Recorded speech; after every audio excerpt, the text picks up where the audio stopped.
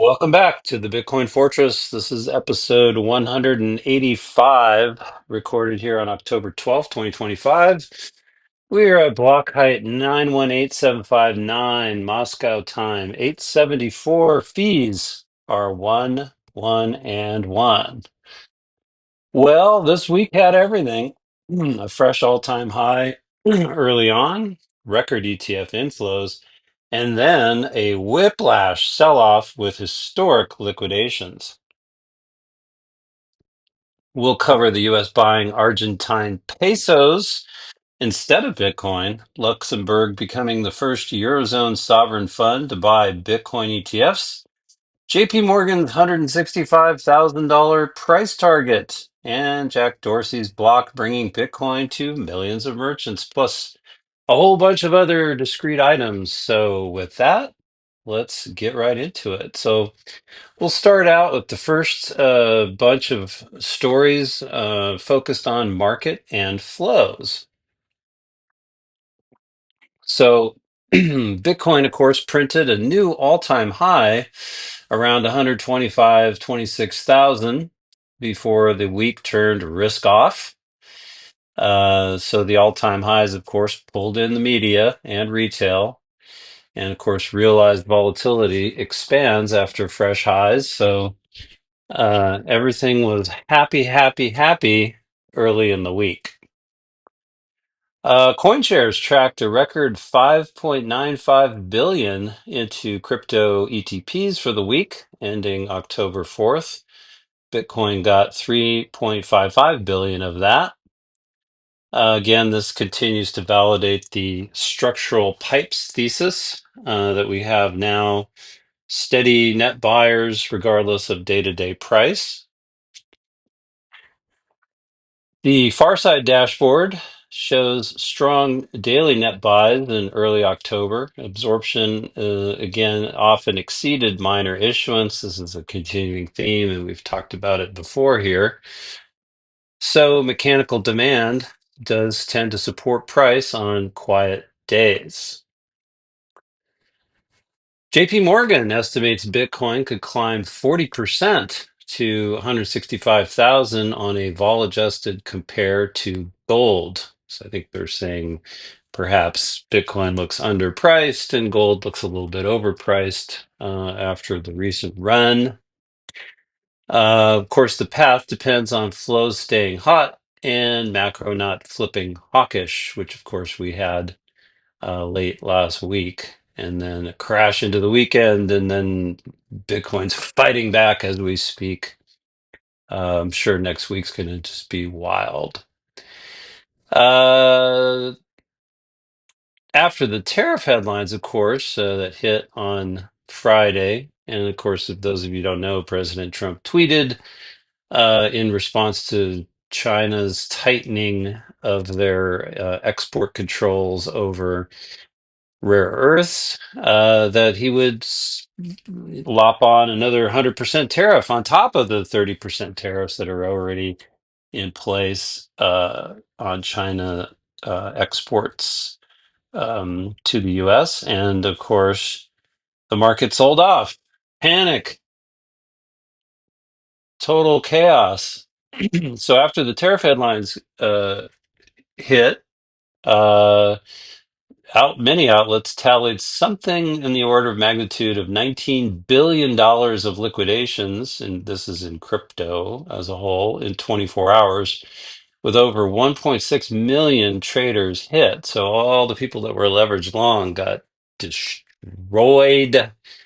Um, and actually, the real number of liquidations, I read an article today that said it could be actually quite a bit higher than that. They tend to undercount those things. But again, people were rebuilding leverage at the all-time highs, getting excited, getting greedy, greed and fear. Now they're afraid. And of course, the reflexivity will tend to cut both ways. But as we know, and as I checked my own situation, I was pleased to report that I have no leverage. I still have all my Bitcoins and it's safe in cold storage. And none of this business really had an effect on me. Um, and I'm getting used to it, getting used to the wild swings. Takes a little getting used to, but after a few cycles, you can just you know turn off the screen, go outside, touch some grass, take a walk. Again, some other reports noted 6 to 7 billion wiped out in about an hour during this cascade of selling that occurred. You have some thin order books in long tail tokens, so a lot of the shit coins again, and high open interest equals fast moves. And I think Bitcoin actually had a $20,000 candle because it dropped from like 120 all the way down to 100-ish, and then it bounced back very quickly. But still a pretty wild move in Bitcoin, and of course the other coins was even worse. There was a post-mortem from Bitwise. Their estimate of about 20 billion liquidated, 65 billion open interest washed out to July levels.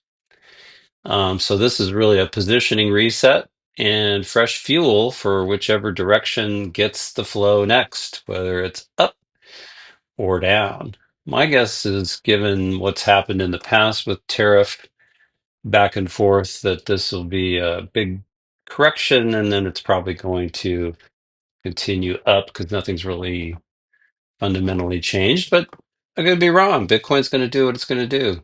Stay humble. So again, the Uptober narrative kind of came crashing down on Friday and into the weekend as the sell-off continued. So the early month October breakout above 116 was real until it wasn't.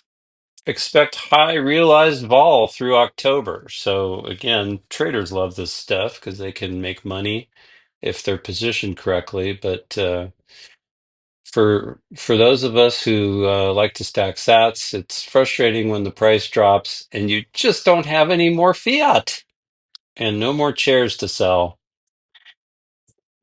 Moving on from that topic to sovereigns, policy, and macro. So first we have that the US is buying Argentine pesos instead of Bitcoin. What are they doing? The US finalized a $20 billion swap with Argentina and purchased pesos, which is a rare intervention, again, trying to help them prop up that currency.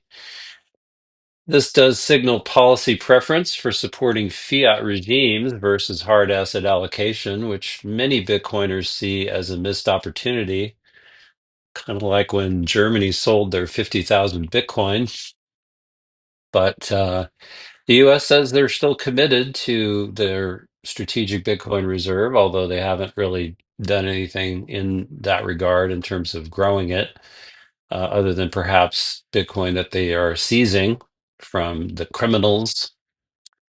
Still, it was pretty wild to see that, and I'm sure you're probably going to see more of it. The US likes to help its friends. Luxembourg becomes the first Eurozone sovereign fund to buy Bitcoin ETFs. So FSIL allocated about 1% or $8 to $9 million to Bitcoin ETFs. This is a first in the Eurozone.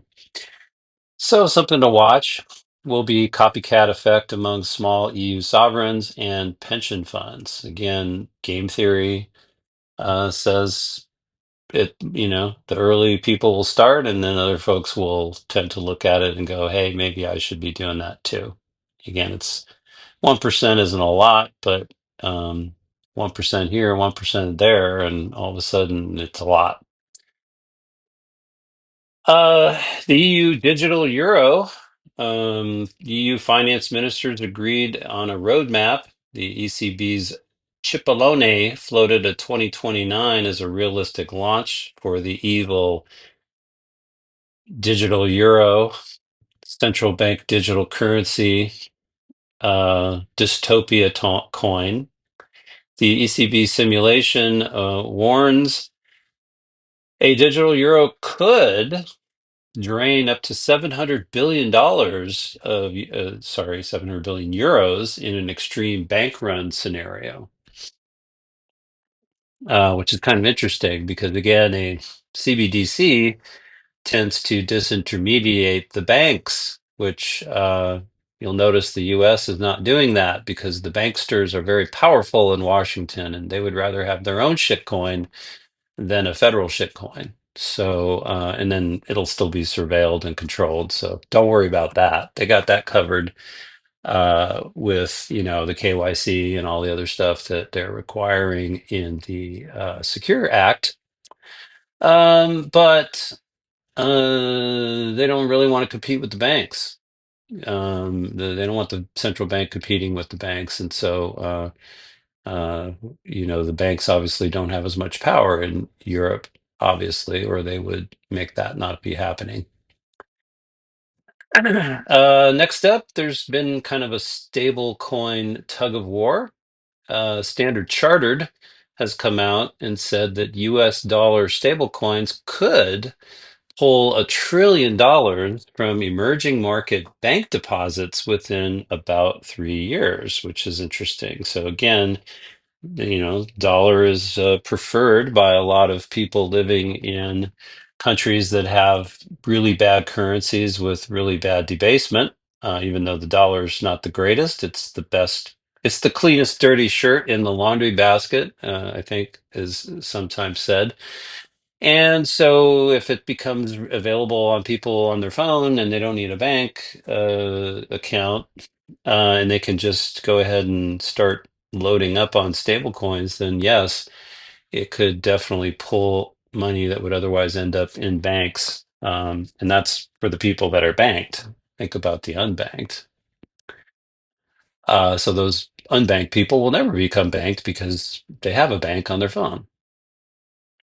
JP Morgan uh, says that stable coins may increase US dollar demand by $1.4 trillion by 2027. So again, that's it's pretty obvious that the U.S. wants to expand demand for dollars to be able to because the stable coins have to buy U.S. Treasuries. So it's another source of buyer demand for U.S. Treasuries, which helps the government continue to finance its spending. And as long as the debasement isn't too bad, people are happy to hold those. Of course, the policy urgency around CBDCs in Europe is quite interesting, and the bank run risks are also quite interesting. And and then of course the emerging markets scenario. So there will be probably a lot of disruption as stablecoins start to take off in terms of TradFi and whether they're government sponsored or non-government sponsored.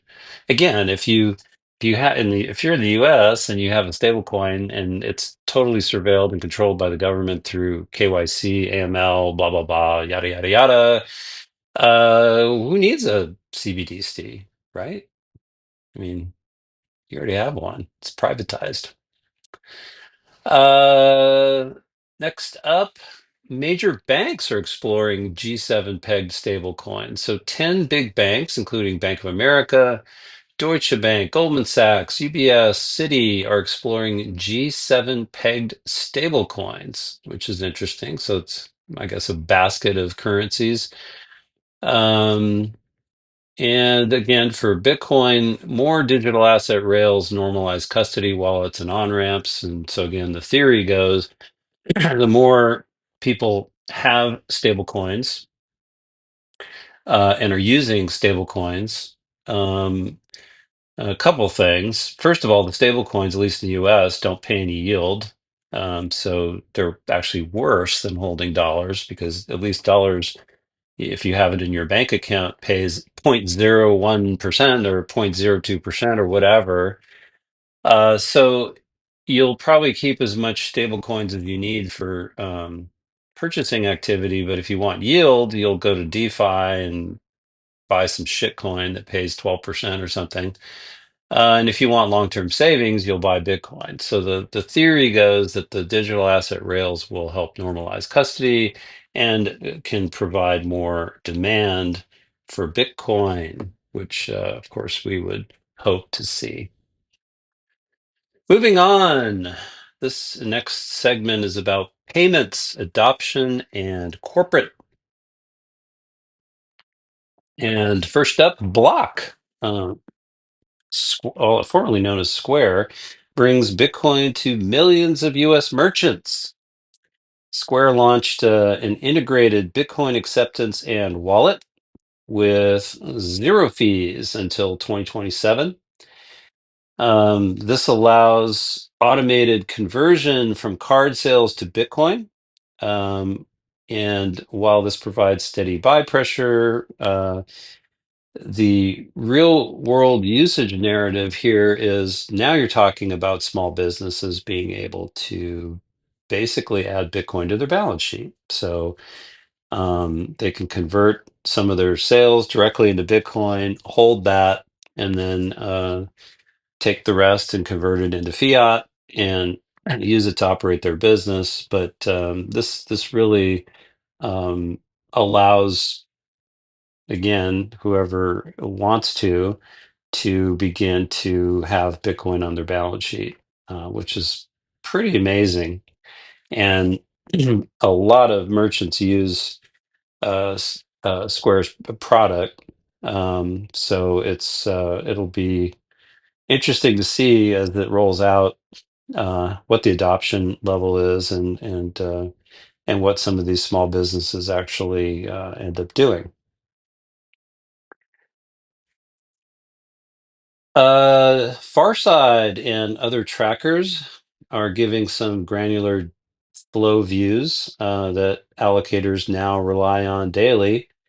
And again, the data tables keep building the pipe story, which is that you've got now large institutional buyers that are systematically allocating into Bitcoin. So again, it's providing a nice, consistent flow of demand, and that demand in many times exceeds by a large factor the amount of new Bitcoin that's being mined by the miners, who, by the way, are also hodling a lot of their Bitcoin, and many of them aren't selling either, which would contribute to um, less supply on the market. Meanwhile,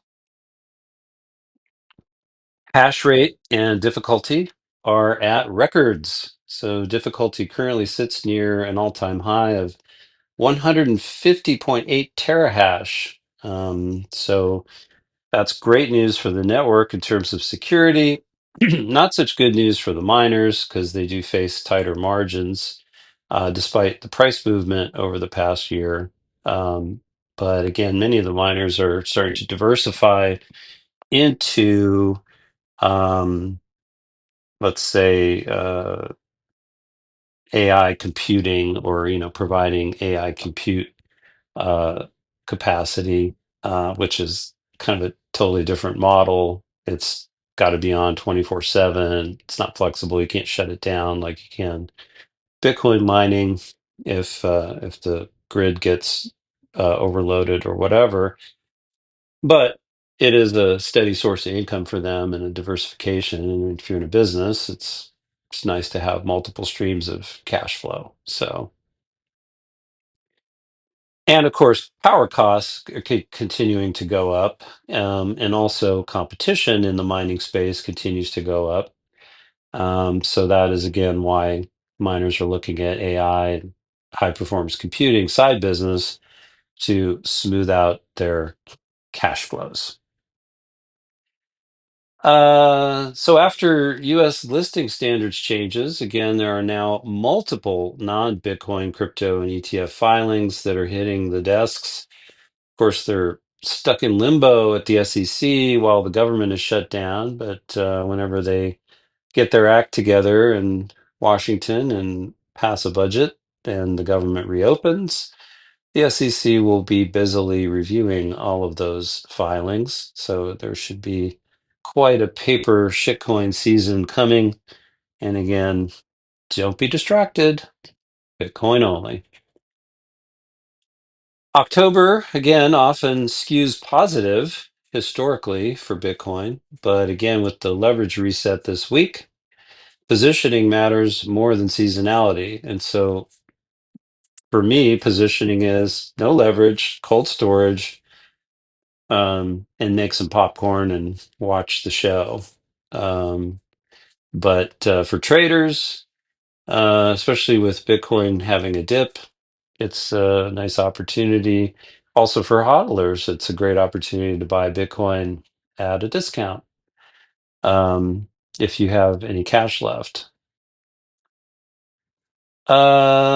The rotation into US equities earlier in October aligned with Bitcoin's push. And of course, the tariff shock pulled risk lower, which caused a sell off, a risk off event. And of course, what you saw on Friday was gold continued to climb. It's now above $4,000 an ounce. And there was quite a flurry of buying in treasuries, which is garbage, but that's the way TradFi handles a risk off move. And everything else got sold, including Bitcoin and equities. So Bitcoin has been, the market has continued to treat Bitcoin as a risk on asset, which is just bizarre to me. But again, my head's in a completely different place because I actually understand Bitcoin, and it's a little frustrating, but someday they will figure it out. The early month net intake of the miners of the sorry of the ETFs is often in excess of the 450 Bitcoin a day miner issuance, which again is keeping supply tight, as we mentioned earlier, and which is a good thing until you have a macro shock, which of course we had one on Friday. But again, we'll see over the next couple weeks if that is a nothing burger. It kind of was the last time there was tariff talk.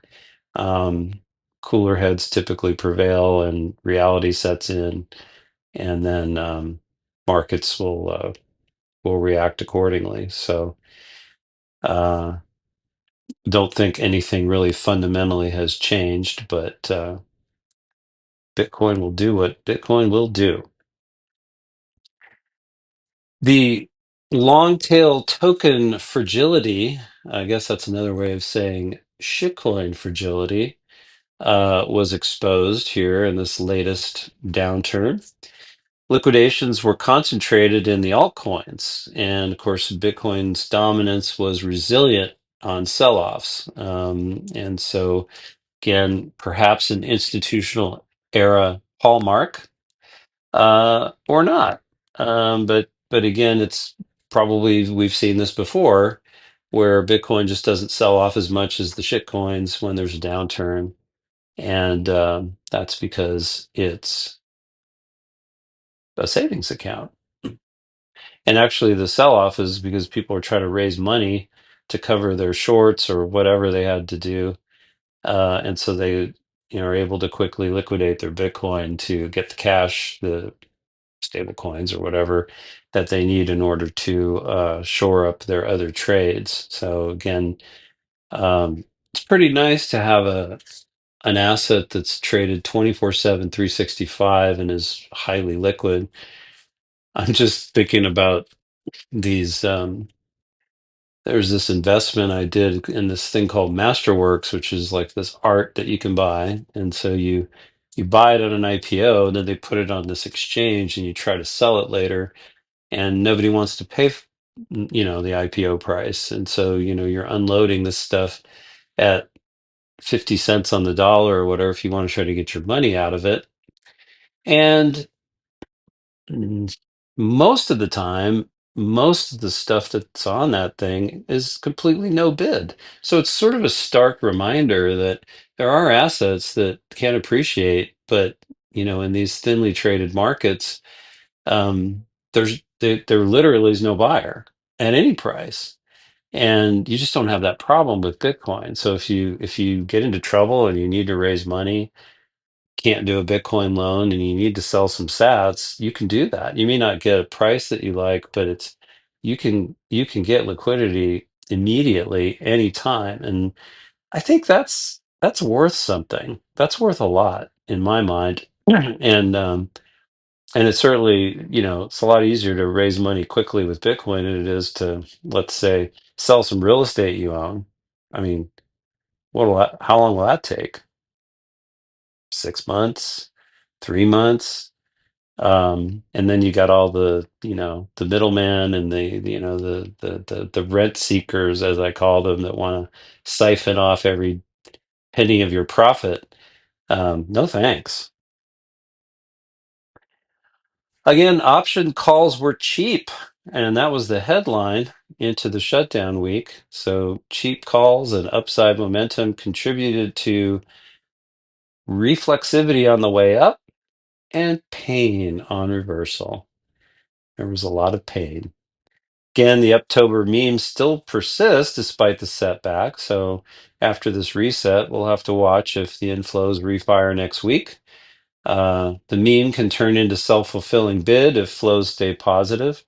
A lot of it will depend on how early part of next week goes, but really the whole week, because you could have an up up early part of the week and then a really bad end of the week like last week. So again, stay humble, stack sats.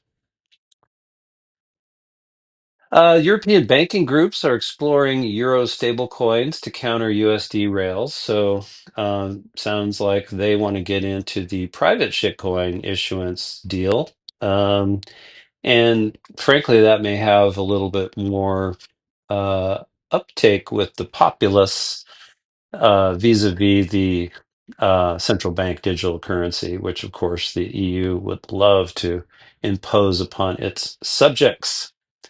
So something to watch there. The ETF investor mix. So retail ETF demand is outpacing CME futures activity, according to a note from JP Morgan.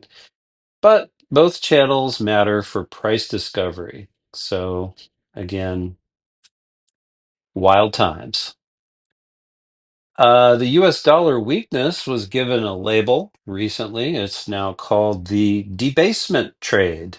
And no, it's not the room in underneath your first floor of your house. That's not debasement. This is, where the US dollar just continues to depreciate as more and more dollars are printed. So again, many analysts have tied Bitcoin's all-time high breakout, along with the rally in gold, to US dollar softness and policy uncertainty. And again, there'll be links in the show notes to all the articles that link up with the things that I'm covering. So you could read it for yourself if you have, I don't know, a few hours to read through everything.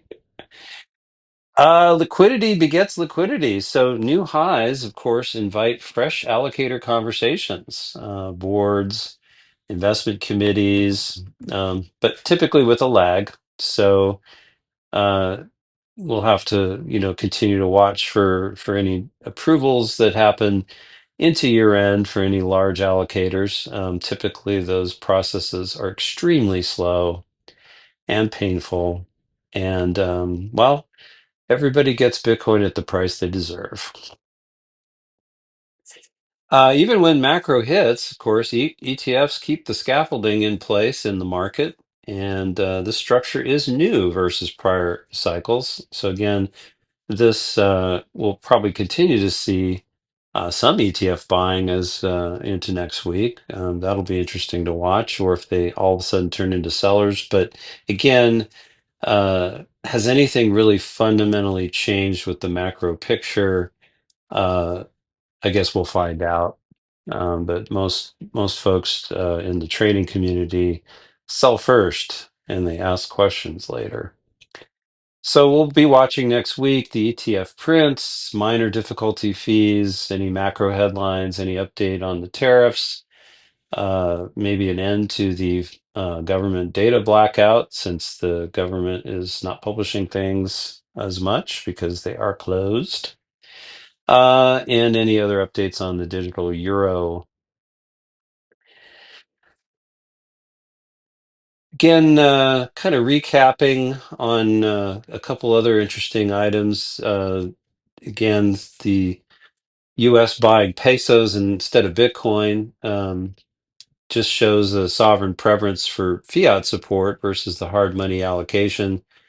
And, this could create some political blowback because I'm not sure the Argentine peso is a good investment. Just saying. But again, it's not about investing. It's more about supporting a political ally who's maybe a bit under fire there in Argentina. And Luxembourg buying Bitcoin, again, a big news item, even though it's a relatively small entry point. This does have implications for the rest of Europe. If more smaller countries decide to make a similar move, um, and it shows a little bit of independent thought, which you always like to see. The JP Morgan report, of course, a TradFi signal to chief investment officers and investment committees. Again, BlackRock's been beating the drum for a while now. Larry Fink, huge Bitcoin fan from a kind of a hater uh, back in the day. So again, this should shape allocations. And again, these folks move at a snail's pace, so you probably won't see anything real for 6 to 9 months at the earliest. And again, the block square merchant rollout again highlights usage rails, zero fees, millions of merchants. And, I'm pretty excited about that just because it allows for small businesses to easily begin to put Bitcoin on their balance sheet.